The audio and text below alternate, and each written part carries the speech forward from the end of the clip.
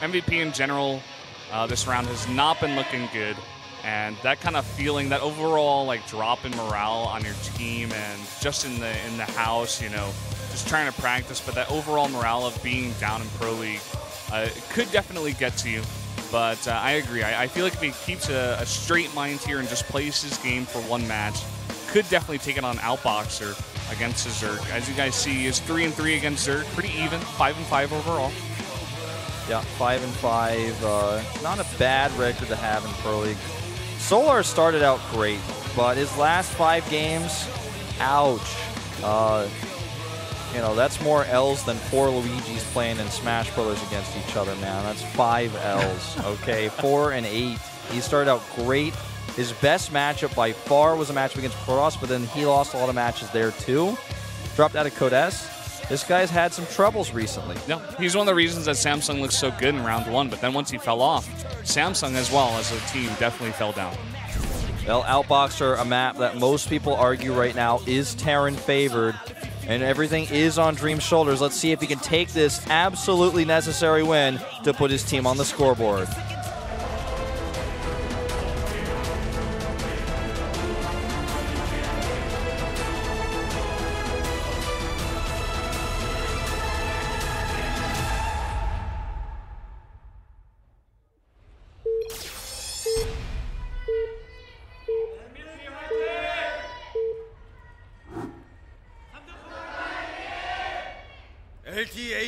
SK-Telecom. Up here in the top left on Outboxer in the teal for MVP, it is Dream. And his opponent down here at the bottom right in pink, Solar. For some reason in my head I was like mimicking your voice, but I said in my head down here in the pink it's Samsung Galaxy Con. And I feel like I've definitely made that mistake at least once. I don't know. Sometimes you think you said something wrong, but you didn't. You know, like everybody has that. We're like, wait, what did I say that right? And I was like, yeah. And you're like, okay. I just had like a freak moment where I thought maybe I said something wrong. You know, it's definitely human nature to think these things. I feel like there have been times where I'm like, okay, now Samsung Galaxy Con's gonna go for the push. Oh wait, no, it's a player. Like that's fine because it's true. I mean, it's still correct. It's all good. You see on this map, both teams not the best records.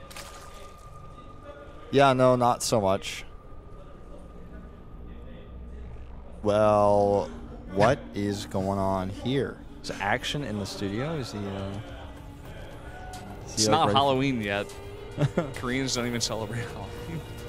Well, they started to recently, though. You have to admit, yeah. Like they're trying to reach out to that holiday. And every holiday makes people money, so no, it's all a commercial scam, Wolf. It's all a commercial scam. Okay, everything. Especially Valentine's Day. I know you love Valentine's Day. There's nothing special or romantic about that. There's nothing special or romantic about buying that $2.49 box of chocolates just because you felt like you needed to. Yeah, there's not a single thing about that that's romantic. Well, the thing about it is that it's just another day on the calendar, you know? There's nothing about February 14th that actually makes it romantic compared to February 15th. Or February 13th even. Yeah. Or even November 12th. There's no difference. Like, you can be more romantic on a random day in August than you can be in February. In fact, I feel like on a nice summer or spring day, it would be much better to be romantic on a picnic with your girlfriend. You could even buy her. Why is Valentine's Day even in February? It's freezing. It's cold. Doesn't even make sense. Know. Like what? I don't know, man. I just in some places in the world it is warm. I mean, consider I guess this. yeah, that is true. Maybe it's an Australian thing. I knew the Australians were behind this. Oh man, once again. Moonglade. Oh, we have to talk later. First he poisons your drink, and now he's making up holidays. Yeah, it's Australians behind everything. Part of it, I feel, is like, you know, February 14th, there's not really any other big holidays around that time, so they were just like, oh, let's add one in there, like, let's make some money here, you know, we have Christmas, and wait a couple months, and then we can get February, get the chocolates on here. Well, Dream doing his Reaper thing. He doesn't do the Dream Bunker, though. Maybe he got the memo that hasn't really been working too much for anybody. Yeah. He did force 6 Lings, though. And he does a second Reaper on the way. Yeah, he's going 3 Reapers. We've seen this get a little bit more popular with the Hellion follow-ups. This is what we see a lot of the time from these MVP Terrans in this matchup from players like Keen, from players like Dream, as you can see here. Like to go 3 Reaper into Hellions and just put on that heavy-handed aggression at the third base. Solar's got to be careful with that micro. Doesn't want to get them too far off the creep. Doing a nice job keeping these Lings here. Dream has to be careful not to lose any of those Reapers. Wants to keep them for the follow-up with the Hellions. Yeah, the factory's getting close. And, okay, now he actually gets his Reaper in a good spot, so the Reaper on the low ground is doing that damage. Nice micro there. Yeah, he's just bringing up the most health Reaper, and the Reapers on the low ground are still doing damage. He actually gets a lot more kills here than a normal Zerg player would allow. And it looks to be the Overlord here is waiting to see, are you dropping 3rd CC? Are you going Banshee? He's like, he's just not moving. He's not scared at all. He's just waiting right there where the starport could go down. This other Overlord, his brother, is going to see the CC coming down. And how do you know they're brothers? The starport. Well, you can tell they look similar. Yeah, but just because just because Caleris looks like Jamie Lannister doesn't mean they're brothers, man. Like, well, yeah, I guess that's true.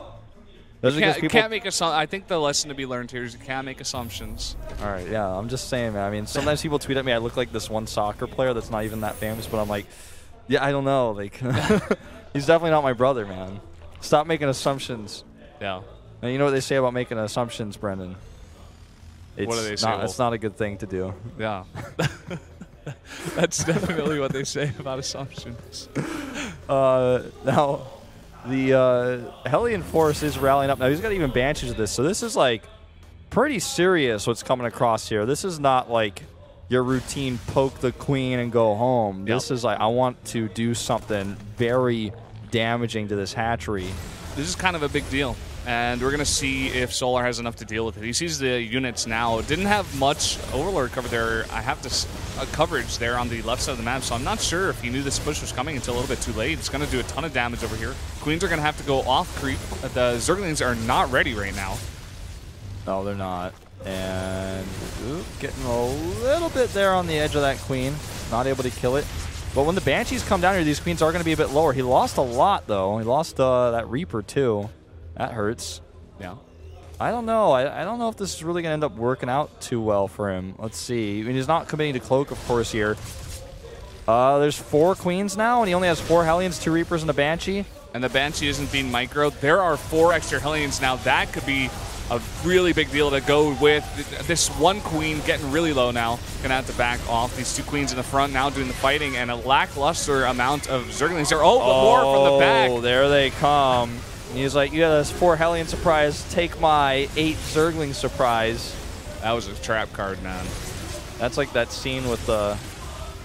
I'll hold that thought. I actually don't know if he can even get any of these queens. They're so low, some of them. But there goes another transfuse. It pulls back the transfuse queen again immediately here, too. Look at this micro. What? Doesn't get the queen. Solar is amazing micro right now. And he has committed so much to these Hellions. He's just making more and more Hellions at home. And if you lose your Hellions one time, the rest of the Hellions he's been making this time is just, it's all for nothing. I think Solar is a bit panicked, though, because I do have to point out that he's making 2 Spires right now. I don't think this is the time where you want 2 Spires. I think you only want 1 right now. But the defense was like, oh my God, incredible. Yeah. Like, put that in a highlight reel. That was like some of the best transfuses. The queen micro there was like this. That was the greatest thing I've ever seen in this entire game. And then the Banshee like kind of flew over there. A little bit of mistakes by Dream as well. I mean, not even lifting up the depots. You can definitely see he's not on his game today. Zergling's going to do damage here at the natural and in the main. And most importantly of all, it keeps him back so he can do whatever he wants at home, which is going into a mech composition. Double facts going up. That armory's already ready. He's getting the +1. Second Spire does finish. He doesn't actually... I suppose he could go double upgrades from the outset, but I really don't think... We'd rather have 2 Mutas here, I think, in almost every case. Yeah. Especially since he's also getting an Infestation Pit. I'm like, yeah, I think that's a mistake. Definitely looking like it. 2 more Zerglings getting by once again. Even going to get 1 SCV. Yeah. And you're just adding a bunch of creep over here. Bases are far, they've been connected for a really long time. Now he's getting it further and further over to the 4th. Mutalisk probably not going to get done anything as I move around my word order here, because there's just a Thor, Banshee, I mean a Viking. There's like turrets popping up. It's just not a good place to be for 5 mutas. But he's actually almost looking like he wants to trick him. Like he's like, all right, I'm going mutas and get ready to get Thors and turrets. But then he goes into Swarm Host. He's like, I'm making 2 Spires. You better believe I'm going mutas. The funny thing with that is that he's making the Swarm Hosts, but he also has the double upgrades that we were talking about, like he might do just because he got those 2 Spires. He's actually going for it. Well, I mean, he can always go into a muta switch later, so that's always going to be good to have. Yeah. Second Armory's coming up here too, because he really wants to get double upgrades himself back at home. And 5 Swarm Hosts, 6 on the way now. And that's going to put him up to 9, it looks like.